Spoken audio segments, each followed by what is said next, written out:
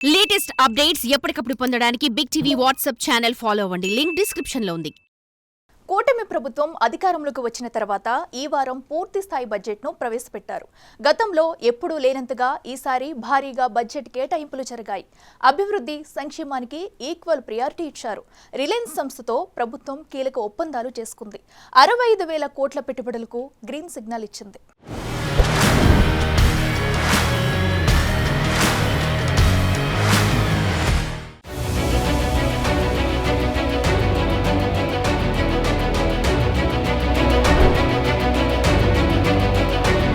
Nominated పదవులు పొందిన వారు ప్రజల కోసం పనిచేయాలని ఏపీ సీఎం చంద్రబాబు ఆదివారం సూచించారు. గత శనివారం రెండో జాబితాలో భాగంగా 62 మందికి నామినేటెడ్ పదవులనిచ్చారు.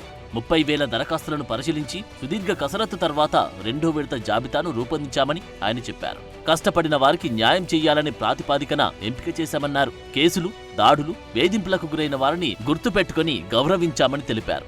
ఎన్ని సవాళ్లు ఎదురైనా నిలబడి పోరాటం చేసిన వారికి, మహిళలు, యువతకు అవకాశం కల్పించామని చెప్పారు.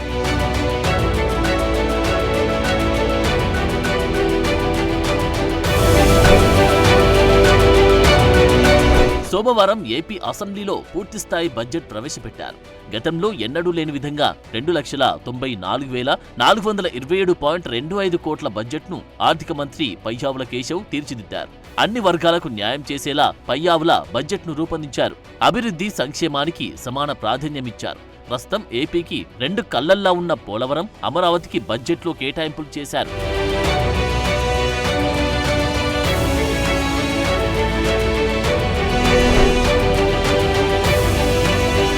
రాజధాని నిర్మాణానికి ప్రపంచ బ్యాంక్, ఆసియా అభివృద్ధి బ్యాంకులు రుణాలు ఇవ్వనున్నాయి. ఆ రుణాల వినియోగానికి ప్రభుత్వం పచ్చజెండా ఊపుతూనే మరోవైపు రాజధాని నిర్మాణానికి భూములిచ్చిన రైతుల ప్రోత్సాహకాల కోసం 3,445 కోట్ల రూపాయలు బడ్జెట్లో కేటాయించారు. మరోవైపు పోలవరం ప్రాజెక్టు నిర్మాణానికి 5,445 కోట్లు ఈ బడ్జెట్లో పెట్టారు.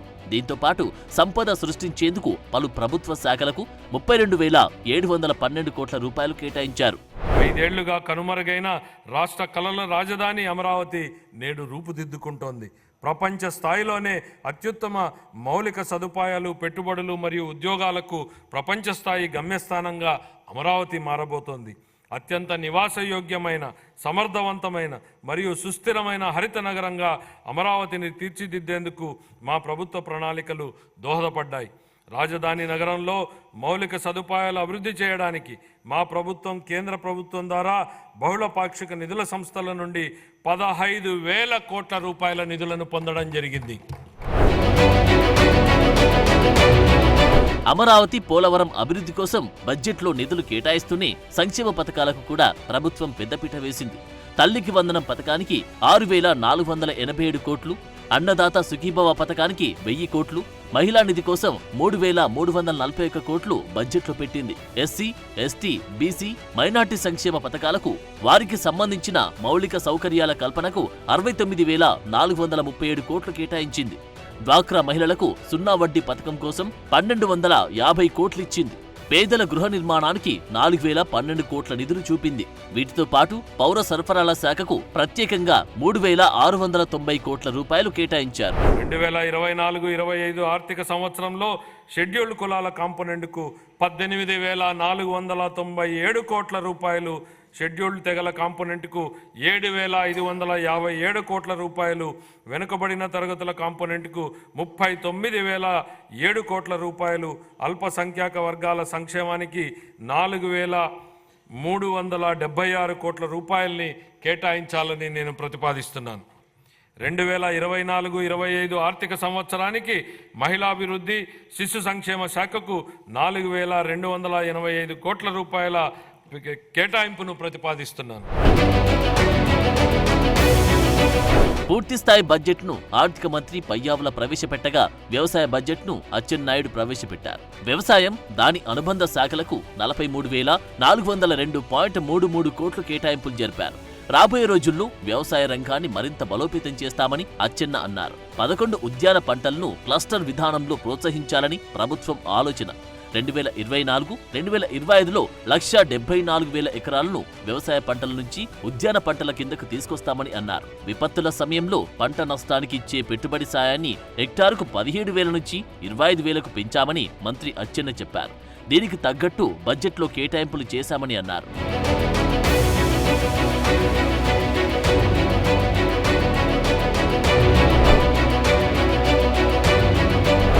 అసెంబ్లీలో బడ్జెట్ ప్రవేశపెట్టిన తర్వాత దానికి ఆమోదం తెలిపేందుకు సీఎం చంద్రబాబు అధ్యక్షతన మంత్రివర్గం సమావేశం జరిగింది. ఈ మీటింగ్లో వైసీపీ అధినేత జగన్ ప్రస్తావన వచ్చింది. విపక్షం బాధ్యత లేకుండా వ్యవహరిస్తుందని చంద్రబాబు అన్నారు. జగన్ అసెంబ్లీకి రాకపోతే ఎవరైనా ఏం చేయగలరు అని ప్రశ్నించారు. ఇక ఆర్థిక మంత్రిగా శాసనసభలో తొలిసారి బడ్జెట్ ప్రవేశపెట్టిన పయ్యావుల కేశవ్ను చంద్రబాబు అభినందించారు.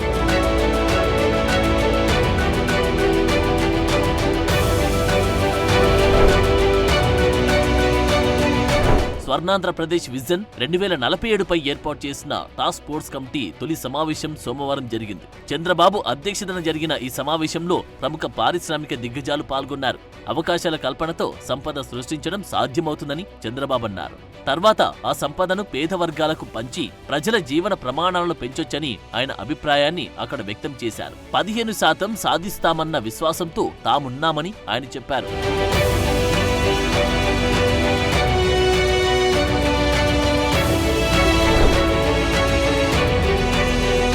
టాటా సంస్థల ఎగ్జిక్యూటివ్ చైర్మన్ చంద్రశేఖరన్తో సీఎం చంద్రబాబు సోమవారం ప్రత్యేకంగా భేటీ అయ్యారు.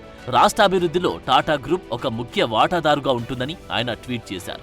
పర్యాటకం, పారిశ్రామిక అభివృద్ధికి ఊతమిచ్చేలా రాష్ట్రంలో మరో 20 హోటళ్లను ఏర్పాటు చేయాలని టాటా సంస్థ భావిస్తుందని సీఎం చెప్పారు.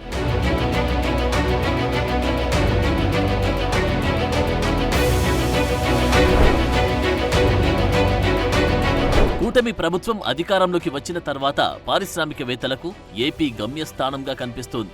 రిలయన్స్ భారీ పెట్టుబడులకు ఆసక్తి చూపిస్తోంది. 500 ఇంటిగ్రేటెడ్ కంప్రెస్డ్ బయోగ్యాస్ ప్లాంట్లను రిలయన్స్ ఏర్పాటు చేయనుంది.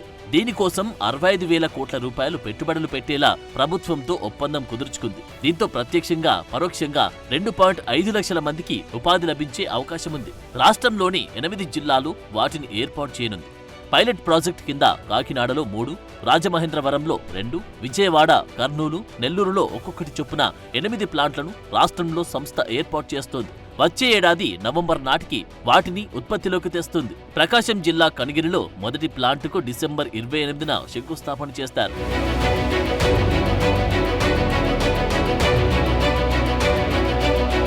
ఇంటిగ్రేటెడ్ కంప్రెస్డ్ బయోగ్యాస్ ప్లాంట్లను ఏర్పాటు చేస్తే గ్రీన్ హౌస్ గ్యాస్ ఉద్గారాలు తగ్గుతాయి. దీంతో పాటు ఇంధన ఖర్చు ఆదా అవుతుంది. ఇక వ్యవసాయ అవశేషాలను మండించడాన్ని నివారించవచ్చు. ప్రధానంగా స్థానికంగా ఉపాధి అవకాశాలు పెరుగుతాయి. స్థానిక రైతులకు ఆర్థిక ప్రయోజనం కూడా ఉంటుంది.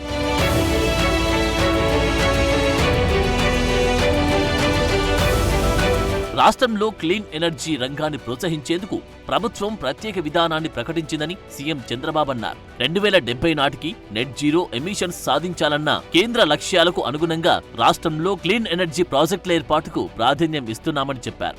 20 లక్షల ఉద్యోగాల కల్పనలో ఇది కీలకమవుతుందని ఆయన ఆలోచన.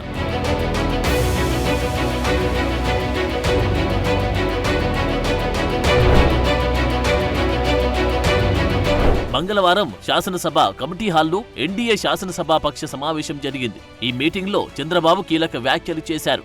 అసెంబ్లీలో జరుగుతున్న చర్చలను ప్రజలు గమనిస్తారని చంద్రబాబు అన్నారు. నియోజకవర్గ సమస్యలను తమ ఎమ్మెల్యే ప్రస్తావిస్తున్నారా లేదా అనే విషయాన్ని చూస్తారని చెప్పారు. సభ బయట కూడా ఇసుక, మద్యం వంటి వ్యవహారాల్లోనూ ప్రైవేటు పంచాయతీల్లోనూ తలదూర్చొద్దని ఎమ్మెల్యేలకు సూచించారు.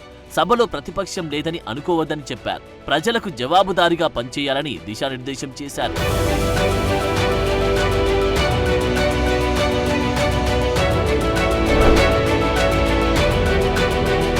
ఇక రాష్ట్ర ప్రభుత్వం మంగళవారం శాసనసభ, శాసనమండలి చీఫ్ విప్లను ప్రకటించింది. ప్రభుత్వ చీఫ్ విప్ గా శాసనసభలో వినుకొండ ఎమ్మెల్యే జీవి ఆంజనేయులు, మండలిలో పంచుమర్తి అనురాధను నియమించింది. గతంలో ఎన్నడూ లేని విధంగా రికార్డు స్థాయిలో అసెంబ్లీలో చీఫ్ విప్ సహా 16 మంది, మండలిలో చీఫ్ విప్ సహా 4 విప్లను ప్రకటించింది. ఉమ్మడి ఆంధ్రప్రదేశ్లోనూ ఇంతమంది ఎప్పుడూ లేరు. ఈసారి అధికార పక్షానికి ఎక్కువ మంది సభ్యులు ఉండడంతో పదవుల కోసం తీవ్రమైన పోటీ నెలకొంది. దీంతో మిత్రపక్షాలకు సముచిత ప్రాధాన్యం కల్పించాల్సి వచ్చింది. జనసేనకు శాసన మండలిలో 1, శాసన మండలిలో 3 విప్ పదవులు కేటాయించింది. బీజేపీకి అసెంబ్లీలో 1 విప్ పదవి దక్కింది. రాజకీయ, సామాజిక సమీకరణాలను బేరీజు వేసుకుని రాష్ట్ర ప్రభుత్వం చీఫ్ విప్ల నియామకాన్ని చేపట్టింది.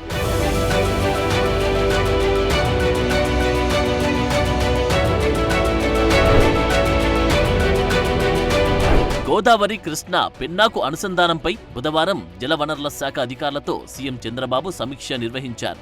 రాష్ట్రంలో ఆర్థిక సవాళ్లు ఉన్న నదుల అనుసంధానం చేసి తీరుతామని ఆయన చెప్పారు. ఇప్పటికే గోదావరి, కృష్ణాను అనుసంధానం చేసి లక్షల ఎకరాలకు ప్రయోజనం కల్పించామన్నారాయన. సముద్రంలో వృధాగా పోతున్న నీటిని సరిగా ఉపయోగించుకుంటే రాష్ట్రంలో కరువు అనే మాట ఉండదని చంద్రబాబు ఆలోచన. పోలవరం కుడి కాల్వను మరింత వెడల్పు చేసి 40,000 క్యూసెక్ల సామర్థ్యంతో గోదావరి వరద జలాలు మళ్లించాలని ఒక ప్రతిపాదన ఉంది. లేకుంటే ప్రత్యేకంగా వరద కాల్వ తవ్వి పోలవరం నీటిని ఎత్తిపోసి మళ్లించాలనేది రెండో ప్రతిపాదన. ఈ రెండింటిలో సానుకూల, ప్రతికూల అంశాలపై చర్చ జరిగింది. మరోసారి అధికారులు పూర్తిగా విశ్లేషించి రావాలని చంద్రబాబు సూచించారు.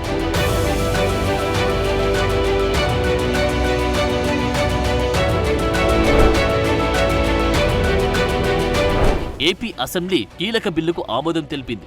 2 కంటే ఎక్కువ సంతానమున్న వ్యక్తులు కూడా స్థానిక సంస్థల ఎన్నికల్లో పోటీ చేసే అవకాశాన్ని కల్పించింది. జనాభా నియంత్రణలో భాగంగా 1994లో 2 కంటే ఎక్కువ సంతానమున్న వ్యక్తులు పోటీకి అనర్హులని చట్టం చేశారు. కానీ ప్రస్తుతం జనాభా పెరగాల్సిన అవసరం ఏర్పడింది. దీంతో స్థానిక సంస్థల్లో పోటీ చేయాలంటే 2 పిల్లలే ఉండాలనే నిబంధనను రద్దు చేస్తూ బిల్లు పెట్టారు. ఆ బిల్లును అసెంబ్లీ ఏకగ్రీవంగా ఆమోదించింది.